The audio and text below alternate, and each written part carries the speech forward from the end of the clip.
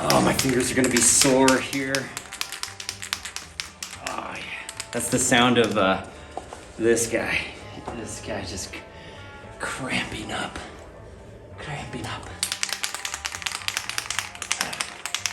Forearm's getting a workout. Looks like a scene from American Psycho in here. But today's the day. We're gonna get some paint on this guy. And you know, we spent like 4 or 5 days prepping to get spray paint on there, but you know, it's all about the prep work. And that's what they say. Let's find out.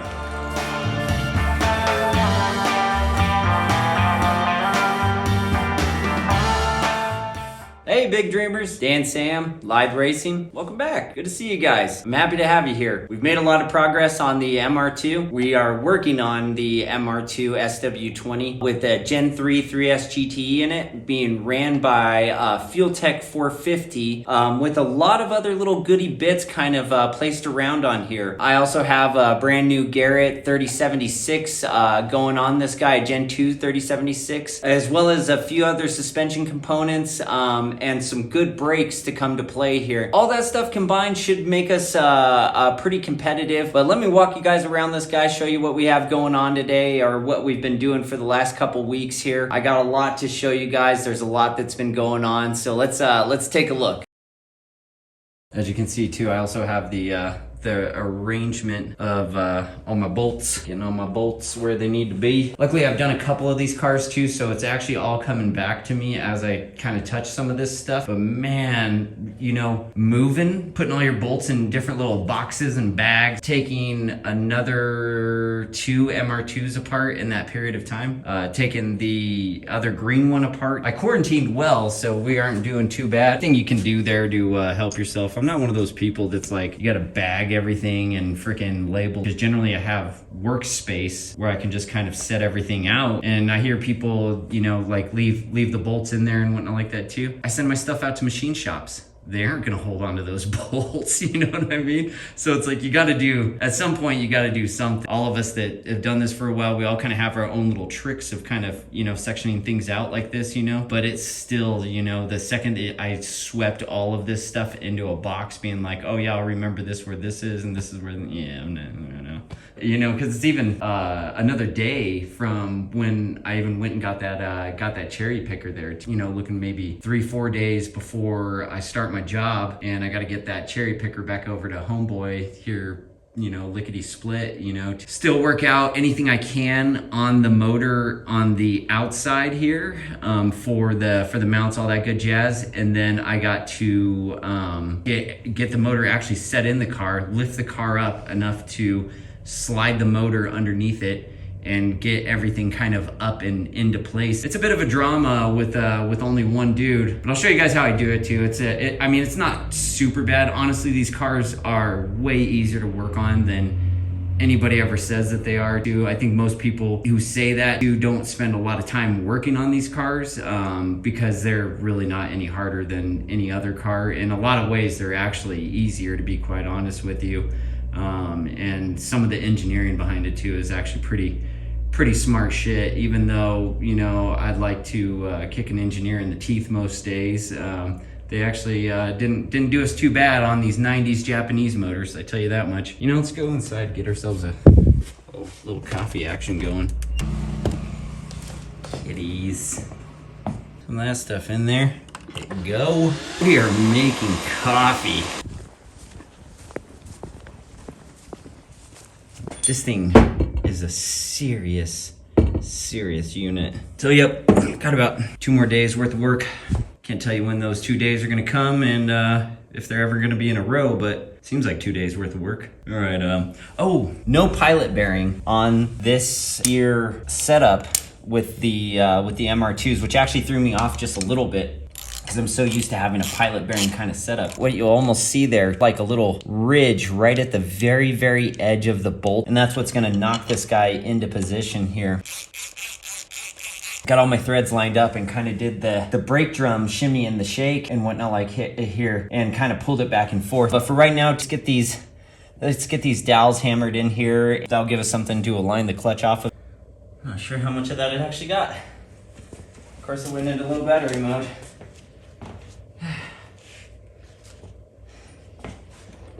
We're still struggling though. Nothing's changed there.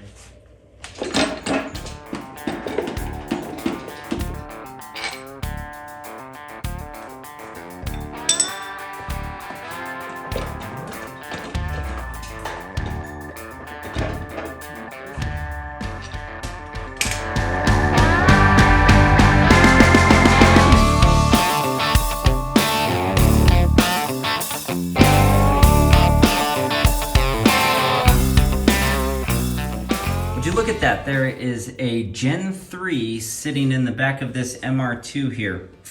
I had a little bit of an issue. Aftermarket flywheel in there, it's an aluminum flywheel. I can't remember who it was from. It's definitely not a Fidanza one, but it's very much mimicking a Fidanza one. Had some trouble issues aligning that guy there. Come on, baby, get on back. There we go. Give him a big old white bar in your view there.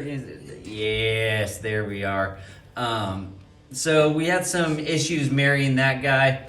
The clutch alignment tool was not set up for a crank without a pilot bearing, which actually threw me for a loop. Just so you guys know, these cranks do not have pilot bearings.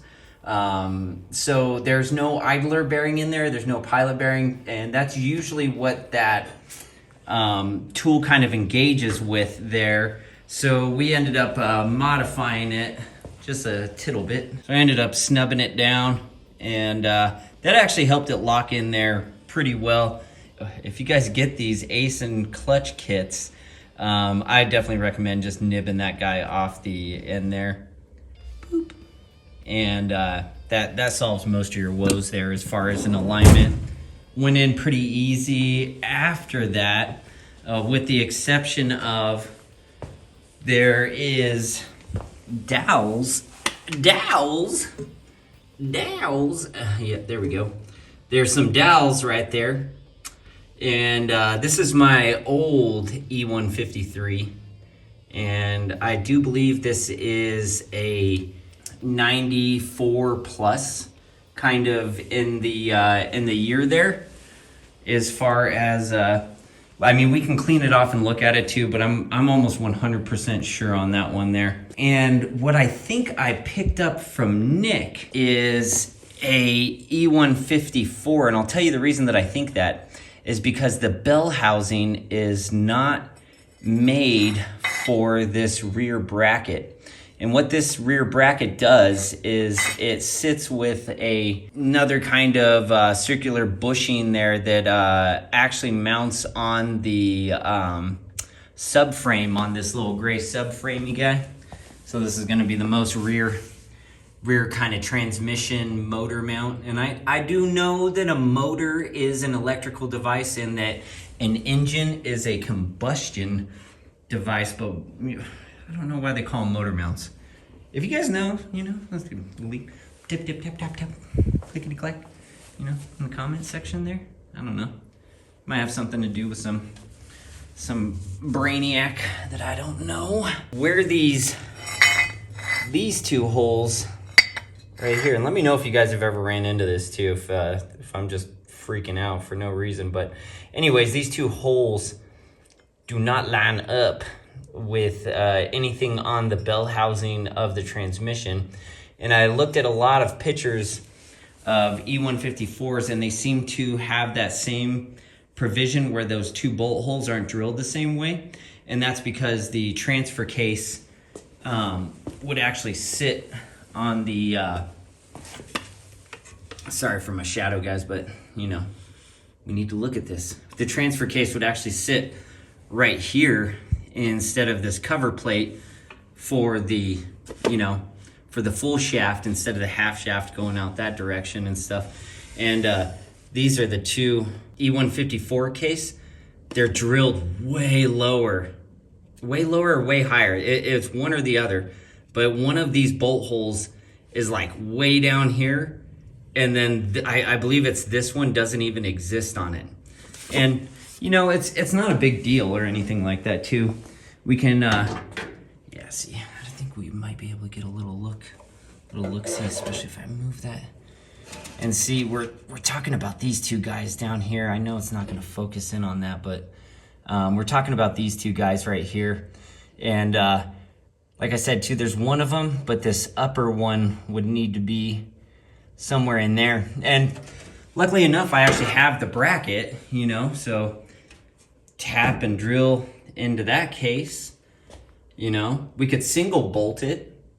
We could use the bell housing off of this guy, which is like the transmission case, which holds a differential and everything like that too. So it's not like your traditional Tremec, you know, longitudinal kind of setup and whatnot, but we could use that stuff, that case essentially, and put it together with the internals inside of this one. Because if this is an E154, it's got to be an F by the year, which is a really nice transmission too, don't get me wrong. That's actually probably the most preferred transmission to go along with a lot of this stuff, so not disappointed at all. But the bell housing here also too, this is another thing to look out for, guys.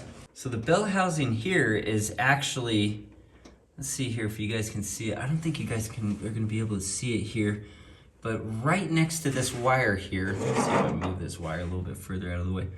The bell housing is cracked, like right along where that kind of glare is right there.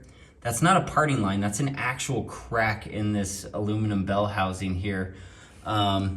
I just call it a bell housing too. It's actually a transmission case when you're referring to stuff like this, but more than likely the engine was locked up on whatever this thing was on, and somebody just kept on hammering on it with the starter, and it cracked and spider webbed a lot of this stuff, which does happen, you know what I mean too. It could have also been done hydraulically.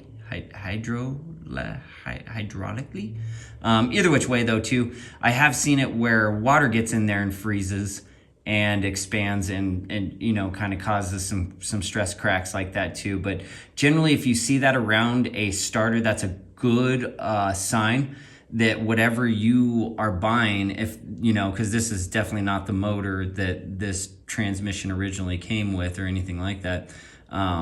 It probably was even a Gen 3, but not this particular Gen 3. You would essentially be looking at a locked up motor.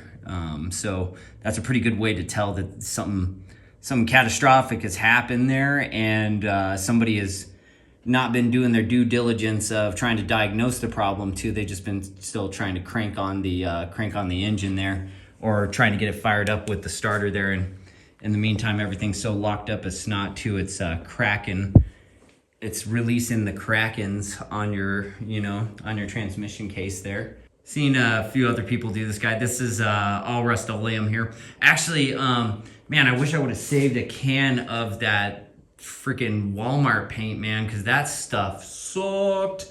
That's actually when I hit the panic button and started freaking out, and you know, ran and grabbed the wife because you know, stuff was not laying down the way it was supposed to. But you know, I I wanted to mess around with the wiring before I got anything else done. We're gonna have to crack open this engine. I have to crack that bad boy open all over again. It's no big deal or anything like that. Once again too, anytime you guys build a race car, expect to be working on this thing 24/7. If you put something in place and you're like, yes, it's finally done, I can, you know, move on with my life and everything is hunky-dory and stuff, you're totally wrong. This engine's probably going to be in and out of this car 10 more times, honestly, or even different engines in it too. So set things up to where you can do this again and never get too, I don't know, frustrated with the process or anything like that too, because the process is never over. It really isn't. You know, I'd like to get as much stuff in place right now to where I just know what I need to do, you know? This is kind of the point where the real list kind of develops and you kind of start to see what is really gonna happen from there on out and stuff. But you know, I was kind of shifting the wires through and doing this, that, and the other thing, and I went to go put my foot right here, and because I just had the engine back here, I wish I would have had the camera on for this, because I just had the engine back here, the freaking car popped a wheelie. I almost went flying into the transmission because, or into the engine, because at this point I'm, you know, a foot and a half, you know, into this little corridor here, and the freaking car is popping up like a seesaw and coming at me. So that's why we kind of stopped what we were doing back here as far as crawling back in there to see where everything's really gonna need to be. And I put some front stuff on. I put my fronts on. Yeah, I don't know. Oh, that was my shin. Yep, that felt good. Well, it's starting to look pretty good. Pretty good, I must say.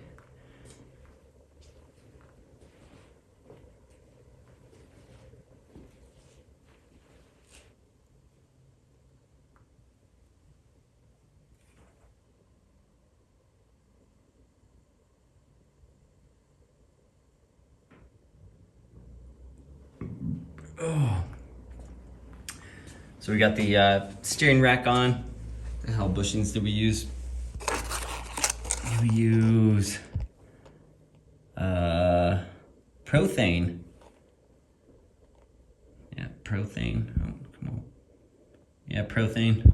I think this was a kit for like an AW11 too, but it actually fit my my rack there, which is concerning, but this also came off of another SW20 that I already had, so nothing too worrisome there. Cleaning up a lot of stuff that came off of some of these other SW20s. This is, I think this is a Nick dash here, which I honestly, I don't know if I'm gonna put in, but he cut it really well for the roll cage there, so might be worth it too. It's got just only the slightest lift in it right there. Do that, guys, sandwich panels, or you know, even make some of my own there to cover that up. This last Hux motor mount on, we'll pop this other one on with just one bolt for just right now, so we can just finish mocking everything up. Right now is when we're kind of going through and starting the mechanical portion of the program, and getting all this stuff set up to where it needs to be, and making sure that we have everything that we need, bolts, nuts, you know, arms, everything as brand new as we can possibly get it. You know, I think we're still gonna throw some brand new axles on this guy, and a few other things too, such as like wheel bearings and other things like that. Right now we're just getting it going. Man, look at that clearance we got. I could almost go like full knuckle lock on this guy. That actually came out way goo. You know, it's not down on its feet too, but it doesn't have a whole lot of sag with coilovers either. That's pretty close to what we're working with. We got room. We can go low, we can go wide. We can have all the fun. The Racer X catch can on there. They sent me Gen 4 provisions. They sent me Gen 4 valve cover provisions. Ain't no thing.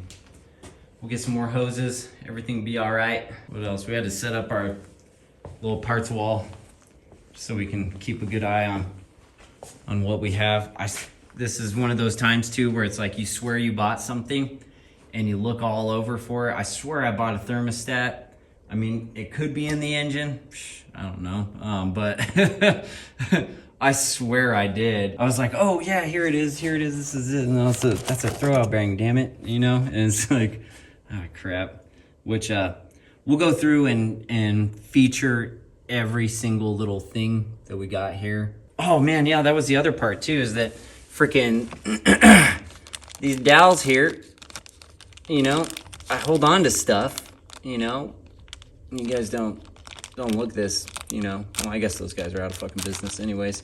but I hold on to stuff that technicians don't use on cars at the dealership. I had dowels that I could have used the entire time instead of even trying to mess around with those other ones in that other case. Yeah, we had to set up some of this stuff too, just so I could see what the heck. Learn from me, learn from me. This is Dan Sam, LYtHE Racing. We're gonna sign out from here. This has been 2 weeks worth of frantic work. Don't let yourself feel rushed ever. You got as much time as you ever need to figure this stuff out, honestly. Don't make whatever race season you're shooting for.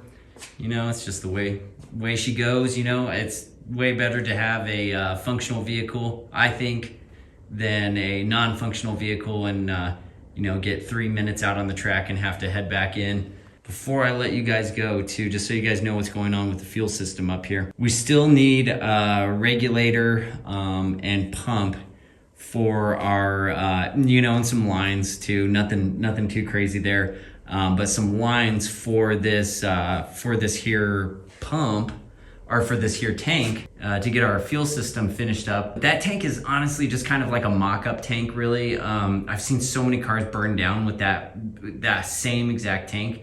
Here, as far as the enclosure for the fuel tank, is gonna be a bolt-in kind of setup. So if we move to a different fuel setup as things move along too, say we wanna do radium with like a surge tank up here, and we want to do, you know, a different gallon setup or anything like that, we'll be able to just unbolt whatever structure was in here instead of welding it straight into place. Build a new enclosure that bolts in and move whatever fuel cell we want to in there. Throughout the next, you know, weeks and stuff, we're gonna go through and showcase some of these parts as we get the final stuff to work out what we need. It's the exact point where you make a list and you figure out what you need to do and what you actually need to finish some of this stuff off. But we'll go through some of this stuff, and I really hope you guys are hammering away on your projects too, because this has made me feel so good. Made me feel so good getting this thing painted, getting the engine in it, getting the engine married with the transmission. You know, getting the wiring harness all laid out, you know. Jeez, man, all this stuff, just a ton of fun. Some of it not all that interesting. I'll show you guys everything that I can along the journey there too. I'm sure this has already been, you know, close to a 45-minute episode here, but you know, it's good. Hope you guys are good too. I feel like I need somebody else here for banter. Dan Sam, LYtHE Racing. You guys be good.